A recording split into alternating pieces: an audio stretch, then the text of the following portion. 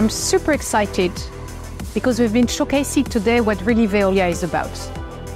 Big problems, water quality, water quantity, but we have the solution and the innovation to be able to protect health, natural resources such as water, and therefore to be enabling industries and cities to grow and thrive. There's no life without water, but there's no industry without water. The good news is that at Veolia, thanks to our water technologies, we have all the technologies and solutions that our customers need for today.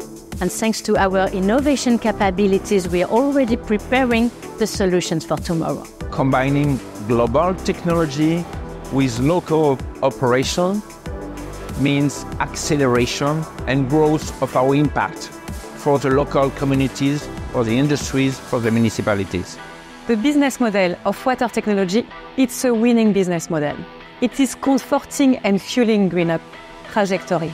And with the combination of a cutting-edge technology portfolio, clear prioritization on our 5 priorities offer, and the combination of our business, we'll be able to drive the value creation. This is thanks to a wonderful, unique positioning, all set of technologies, worldwide footprint, and combination of various businesses, which makes us unique. And that's why I have a great ambition for this business to grow 3 times faster than the market by 6 to 10% in the next few years.